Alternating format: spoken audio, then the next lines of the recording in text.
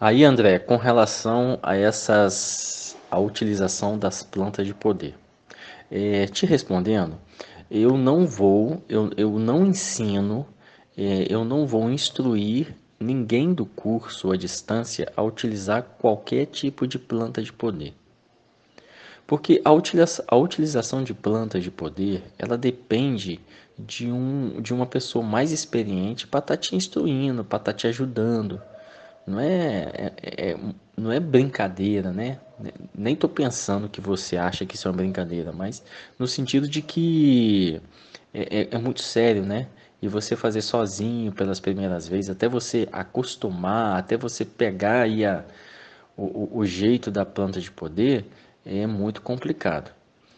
Eu tô abrindo aqui uma igreja, né, hermética, uma igreja com linha de Santo Daime, hermética, para receber as pessoas. Você tinha falado assim, e se frequentar o UDV?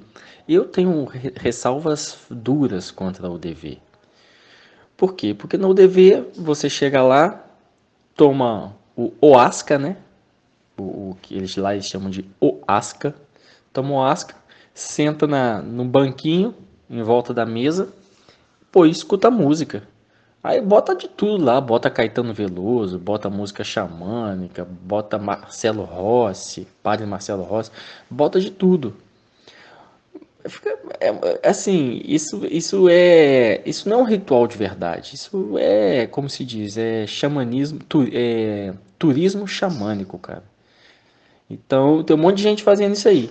O que o cara faz? Dá ayahuasca pra pessoa, bota o CDzinho, o MP3 ali no som, deixa a pessoa deitadinha lá e deixa a pessoa passar por uma jornada. Pô, de verdade, cara, de verdade. Não adianta nada. Não adianta nada, cara. Porque a planta de poder, ela é só o combustível, meu irmão. Você precisa do ritual para te levar, entende? Imagina que você tem um combustível potente, mas tu não tem um carro para te levar até a Lua, tu não tem um carro para te levar até Júpiter, tu não tem uma nave espacial. A nave espacial, o que te leva lá nesses lugares, é o ritual, cara, não é a bebida. A bebida ela é só o combustível. Então você precisa de um ritual para orientar a sua alma a você realmente conquistar níveis superiores de iniciação com a utilização da planta de poder. Então, quando vou falar de planta de poder, quando eu vou ensinar, é só aqui comigo, irmão. A pessoa tem que estar aqui, tem que vir, tem que tomar comigo, tem que fazer parte do ritual para gente pra gente se orientar melhor, né? E não virar, pô, turismo xamânico, tá ok? Ô Anderson, meu irmão, bom dia. Então, assim, olha só, eu não trabalho mais com esse sistema assim de invocar demônios do inconsciente. Entende? Isso para mim é Goécia, isso para mim não. Isso é Goécia moderna. É uma interpretação moderna da Goécia. Então eu não trabalho mais com essa interpretação, certo? Então assim, para mim, Goécia, como eu enxergo hoje, como eu trabalho hoje, são só para trabalhos com criaturas do corpo de Deus, tá? Eu não assumi para mim mais esse ponto de vista moderno da magia de trabalhar com demônios do seu inconsciente. Não acredito mais nesse ponto de vista moderno, certo? Então, eu particularmente só trabalhos de Goécia com criaturas espirituais do corpo de Deus. Esse é o ponto 1. Ponto 2. Goécia é o fim do caminho, amigo, não o início do caminho, não o início da jornada. Quando você pega ali no Lemegeton, ele tem 4 livros. O primeiro é o Goécia. Aí depois tem outros 3 livros. É melhor você começar de trás para frente. Começa o último livro e conjura os espíritos do último livro. Depois do penúltimo livro, depois do antepenúltimo livro, que na verdade é o segundo, né? E aí sim passa para o Goécia. É como se fosse um treinamento. Você começar a lidar com entidades mais brandas até você chegar no Goécia, que são entidades mais perigosas. Esse é o ponto 2. Ponto 3. penso primeiro que a pessoa tem que, é o fim do caminho, a pessoa tem que primeiro conjurar anjos, conjurar arcanjos, trabalhar com essas forças divinas antes de pegar na Goécia. Esse é o terceiro ponto. Agora, o quarto ponto, se você, ao contrário assim do que a gente no curso de filosofia oculta está ensinando, se você quiser trabalhar com o paradigma moderno da magia, então primeiro se conjura os demônios do inconsciente para depois dos demônios do corpo de Deus. Oi, Ítalo, boa tarde. Então, meu irmão, você pode ficar à vontade aí para você perguntar. Entende? Às vezes eu demoro um pouco porque eu tenho muita coisa para fazer, que escrever aqui, tem vídeo para gravar, e aí às vezes eu posso demorar até 2 dias para responder. Mas eu acabo que eu respondo, meu irmão. Então, assim, com relação a essa questão da castidade, assim, eu falo por mim mesmo, né? Eu falo assim por experiência. Assim, eu pratico técnicas sexuais no caminho espiritual. Eu conjugo o caminho espiritual com técnicas sexuais desde muito novo, né? Eu conheci a magia sexual com 13 anos de idade e conheci o Tantra de verdade com 18 anos. Então, assim, eu sempre tive envolvido com um caminho espiritual que me possibilitasse utilizar a energia sexual nas minhas práticas. E aí eu passei por muitas experiências. Experiências no âmbito do Tantra, experiências no âmbito da magia sexual. E assim, o que eu vi, o que eu percebi, assim, falando para você que é daimista também, né? Que assim, os trabalhos espirituais assim de Daime, eles são muito mais poderosos quando você realmente faz assim uma prática de castidade, né? Porque você tem que entender que toda atividade sexual, ela faz parte, é um processo da sua alma animal. Então, se você é viciado em sexo, se você é viciado em se masturbar, isso aí é um vício da sua alma animal, né? E por mais que a sua alma intelectual compreenda que isso é um vício, às vezes você não consegue deixar de fazer, porque realmente é vício, entende? A sua alma intelectual, né? A sua alma espiritual, o seu eu superior, ainda não tem aí poder real sobre a sua alma animal, o seu eu inferior, né? Então, assim, o que você precisa sempre é fortificar. Nesse caso, querendo fazer um trabalho de castidade, é você realmente fortificar o poder da vontade. E o poder da vontade ele é único e exclusivamente da alma intelectual. Então, quanto mais a sua vontade você desenvolve, mais poder você tem sobre a sua alma animal. Tudo é questão de desenvolvimento da vontade, o que a gente chama no Daime de firmeza, desenvolvimento da firmeza. A gente sempre está falando, ó, tem que se firmar, os irmãos têm que se firmar. Se firmar é isso, é você dar poder, empoderar a tua alma intelectual ao ponto de você superar, de você ter poder, de você comandar a sua alma animal. Então isso é um processo de cura dentro do próprio Santo Daime. É por isso que na cerimônia do Santo Daime se pede a castidade 3 dias antes, 3 dias depois. Pelo fato de que o Daime, sendo uma ferramenta de cristificação da alma, ele trabalha exclusivamente na sua alma intelectual, irmão. E aí o que acontece? É um trabalho que se você tiver com a sua alma animal muito desperta, então assim fica complicado de você conseguir fazer um trabalho de cura real dentro da doutrina, dentro do ritual do Santo Daime. Por isso que se pede 3 dias antes, 3 dias depois a castidade. E aí você perguntou se a prática da castidade ela é total, como é que é? Olha assim, eu sempre me orientei pelo Tantra. E o Tantra, ele tem assim um despojamento sexual muito lúcido, no sentido de que você utiliza os poderes da alma animal sob a vontade da alma intelectual. Então, assim, no Tantra existe o sexo para procriação, existe o sexo para divertimento e existe o sexo para a iniciação, o samadhi. Então, no sexo para divertimento, então entende-se que são aquelas almas que realmente não têm compromisso com a sua alma superior, só com a sua alma animal. Elas estão então em uma etapa de evolução e é compreensível que elas sejam viciadas sexualmente. Não vai ter jeito. Não tem jeito. Então, assim, ela está naquela fase de evolução. São os pachos, né? Os bois, as bestas. E, e aquelas almas que estão interessadas em fazer um trabalho espiritual já não são pachos, são viras, né? São os heróis. Então eles começam a treinar o poder da sua vontade sobre os instintos da alma animal, o poder da alma intelectual sobre os instintos da alma animal. Então esses começam a fazer um trabalho de sexo para procriação e sexo para samadhi, utilizar o poder sexual para adquirir o samadhi. Né? Então, assim, dentro dessa visão do Vira de utilizar o sexo para procriar e o sexo para samadhi, para a prática espiritual, dentro dessa visão do Vira, o sexo ele é uma atividade espiritual. A prática sexual é um ritual de teurgia. Para chegar a esse nível, você realmente tem que estar disposto a passar por um processo de iniciação profundo. Porque o que mais faz a alma cair que não o pecado da carne? Ô Lúcio, meu irmão, boa tarde.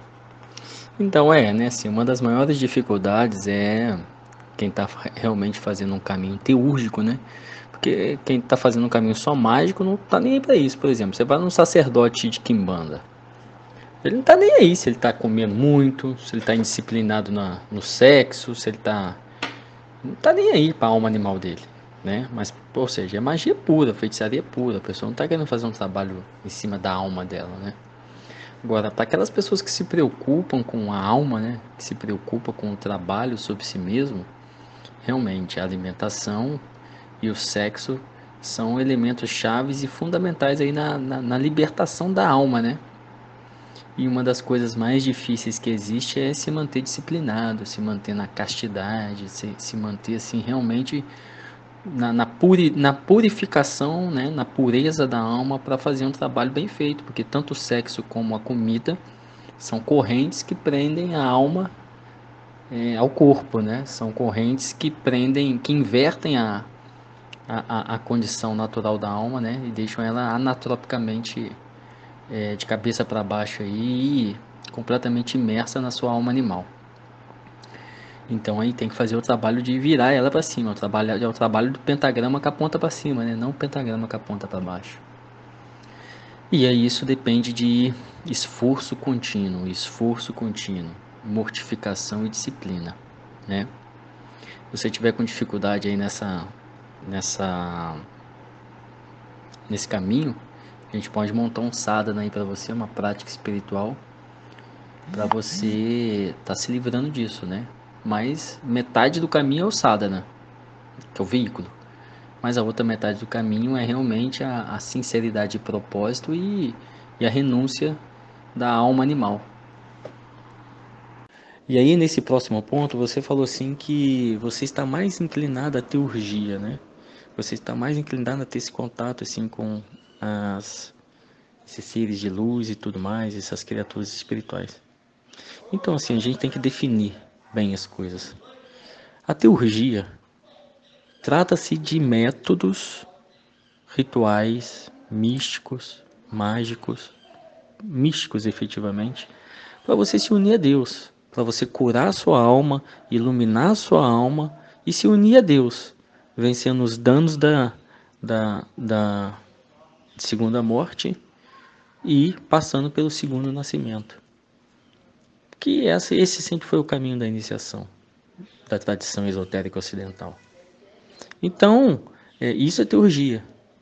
Magia é o contato com diversas criaturas para que elas te ensinem alguma coisa ou para que elas façam alguma coisa para você, para melhorar a sua vida. Isso é magia, para a gente simplificar. Aquela teoria do Crowley que magia, projeção da vontade, etc, etc. Cara, aquilo é psicurgia, não é magia. Então, dentro desse, você falou que está mais interessado em teurgia. Então, assim, eu esclareci para você bem esses conceitos. Aí você tem que me falar se é isso mesmo que está alinhado com a sua busca, entende? Porque se você realmente, se a sua história é teurgia, isso tem nada a ver com magia, cara. Entende? E você de teurgia, para praticar teurgia efetivamente, você não precisa de círculo mágico. Imagina, o maior teurgo de todos foi Jâmblico. Ele não usava a tecnologia de círculo mágico, né? Então, assim, embora alguns outros gregos da época já utilizassem também. Alguns outros teurgos da época já utilizassem também. Então, assim, a teurgia, cara, é simplesmente um método eficaz que você pode chegar até Deus. E aí você pode escolher a teurgia em várias cosmovisões. Pode escolher a teurgia clássica, né, que é a cosmovisão grega, helênica. Pode escolher a teurgia hindu, tântrica. Você pode escolher a teurgia cabalística. Depende da cosmovisão que você quer assumir para o seu mundo, né? E eu assumi uma cosmovisão cristã.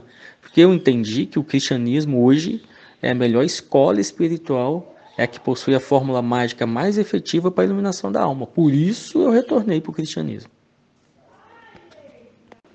E aí, com relação ao tempo, né? Então, meu irmão, assim, cada buscador ele precisa de um tipo de medicina diferente, né? Então, assim, e o que a gente entende, o que a gente sabe, assim, nesse caminho, assim? Que é necessário caminhar sob um fio de medida, né? Sob um meio termo, né? O caminho do meio. Então, assim, efetivamente, como você falou, fica muito difícil assim ter uma prática espiritual com o estilo de vida que você está tendo agora, com a quantidade de trabalho que você tem, né? Então, o máximo que você iria fazer seria, por exemplo, acordar cedo, fazer sua teurgia, sua adoração divina, seus agradecimentos espirituais, vai para o seu trabalho. E aí, dentro desse caminho, assim, você tem que aprender a transformar o seu trabalho em uma teurgia. Aprender a transformar o seu trabalho em uma ação divina, em uma teurgia. E aí você tem que, para isso, você tem que mudar alguns paradigmas. Porque quando você transforma o seu trabalho em uma teurgia, você não pode estar, estrito senso, almejando a sua satisfação pessoal, mas sim trabalhando em função da satisfação de Deus. Aí algumas coisas você tem que mudar de ponto de vista, entende? E aí você oferece o seu trabalho a Deus, você oferece os seus cursos, você oferece a sua, o seu trabalho físico de ir lá e cortar o cabelo e fazer essas coisas. Você oferece isso como uma prática de teurgia, você está sacrificando a Deus o seu trabalho. E aí então, o seu trabalho pode se tornar uma prática espiritual. Então, irmão, assim, na verdade, assim, não existe problema, tá? Se você falou assim, então eu tô com esse problema, não tenho tempo, eu trabalho muito e não tenho tempo. Na verdade, não existe problema, né? Assim, o problema, quem constrói somos nós mesmos. A partir do momento que você transforma o seu dia a dia numa teurgia, ou seja, numa obra de Deus, você faz do seu trabalho um ritual. Tá bom, irmão? Vamos conversando aí. Ô, meu irmão, bom dia. Gratidão aí pela sua mensagem, pela confiança em estar abrindo essa história toda para mim. E aí, assim, na verdade, isso assim, dava uma conversa longa, essa história toda, né? Mas eu vou tentar aqui falar um pouquinho rápido sobre alguns pontos aí que você falou. E aí depois a gente pode estar aprofundando. Então, assim, em primeiro lugar, eu não te ofereço um sistema. Tem quase 30 anos assim que eu tô na busca, que eu tô caminhando, que eu tô aprendendo. E uma coisa assim, nesses 30 anos assim de prática espiritual e busca espiritual, que eu comecei com 10, na verdade eu comecei com 8 anos de idade, né? Mas eu costumo pontuar o início da minha caminhada quando eu comecei a aprender yoga com a minha mãe, que na época era professora de yoga, com 10 anos de idade. Ali que eu realmente para mim, coloco que ali começou. No entanto, 2 anos antes eu tive uma experiência muito forte, extraordinariamente espiritual, quando eu tinha 8 anos de idade, e isso mudou assim a minha vida completamente depois disso. Bom, nesses 30, eu tô com 40, né? Nesses 30 anos aí de busca, eu descobri assim que essa invenção de sistemas para um homem seguir, isso é muito complicado. A questão de ordem mágica, principalmente hoje, no mundo que nós estamos vivendo, é muito complicado. E quando eu estava fazendo assim uma imersão profunda no yoga, é que eu tive o vislumbre dessa, dessa ideia. Porque no yoga, de verdade, quando você aprende com um guru, você descobre que o aluno, o discípulo, vai morar na casa do mestre e o mestre conhece ele como um filho. E aí, o mestre ensina para ele o yoga que ele precisa aprender. Então, um mestre de yoga nunca ensina o mesmo yoga para todos os discípulos. Para cada discípulo, ele ensina um yoga diferente. Um yoga que esteja alinhado com as condições fisiológicas, com as condições psicológicas, com as condições emocionais de cada praticante. Então, para uns, ele dá bastante trabalho. Trabalho mesmo, trabalho em casa, fazer comida, lavar roupa, lavar chão, construir alguma coisa. Para outros, ele dá bastante conhecimento, instrução sobre escrituras, instrução, elucidação de pontos importantes. E para outros, ele dá só meditação, por exemplo. Então, para cada discípulo, ele tem uma medicina espiritual distinta que está alinhada às necessidades daquele discípulo. E aí, depois disso, depois que eu tive contato com meu mestre e vi isso, eu comecei a achar esse mesmo, tá me faltando a palavra, padrão. Esse mesmo padrão nas várias tradições espirituais e principalmente na tradição da magia.